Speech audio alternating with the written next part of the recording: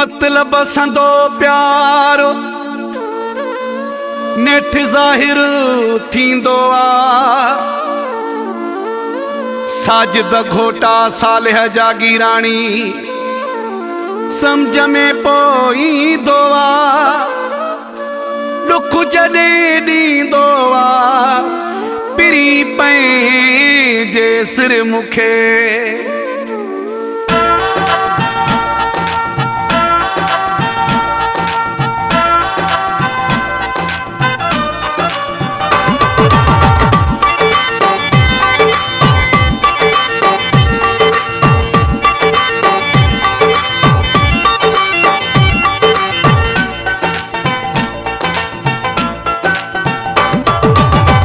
मतलब वारी यारी किथे हलंदी आ। मतलब वारी यारी किथे हलंदी आ। भली ज़बान मिठाई हुजे पर अंदर में जे ॿियाई हुजे। नेठ हकीकत साम्हूं खुलंदी आ। मतलब वारी यारी किथे हलंदी आ। ओ मतलब वारी यारी किथे हलंदी आ।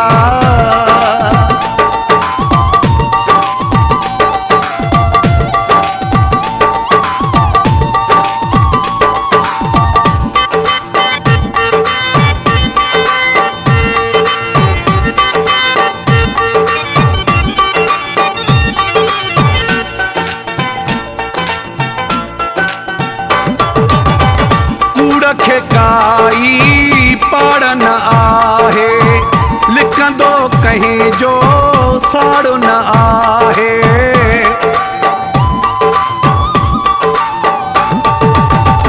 कूड़ खे काई पाड़ न आहे लिखंदो कहीं जो साड़ो न आहे। ज़ाहिर में त सच्चाई हुजे पर अंदर में जे ॿियाई हुजे। नेठ हकीकत साम्हूं खुलंदी आ। मतलब वारी यारी किथे हलंदी आ। ओ मतलब वारी यारी किथे हलंदी आ।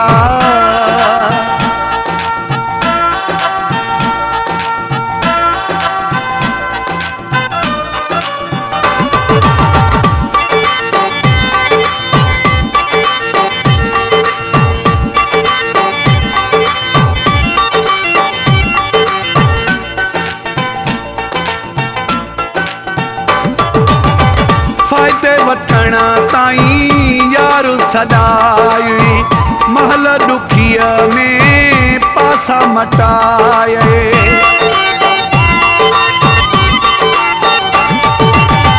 फ़ाइदे वठण ताईं यार सदाई महल ॾुखीअ में पासा मटाए।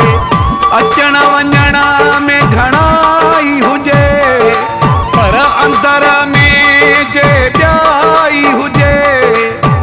नेठ हकीकत साम्हूं खुलंदी आ। मतलब वारी यारी किथे हलंदी आ। ओ मतलब वारी यारी किथे हलंदी आ।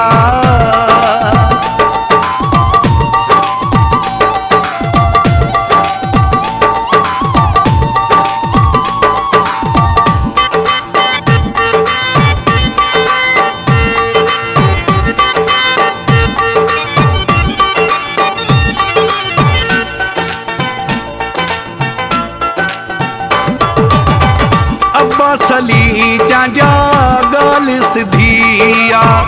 तोखां न चङाई मूंखे पई आ।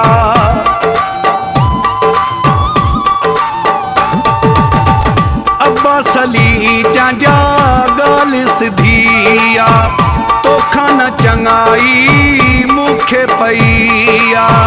जग सॼे सां सच्चाई हुजे पर अंदर में जे ॿियाई हुजे। नेठ हकीकत साम्हूं खुलंदी आ। मतलब वारी यारी किथे हलंदी आ। मतलब वारी यारी किथे हलंदी आ। भली ज़बान मिठाई हुजे पर अंदर में जे ॿियाई हुजे, नेठ हकीकत साम्हूं खुलंदी आ।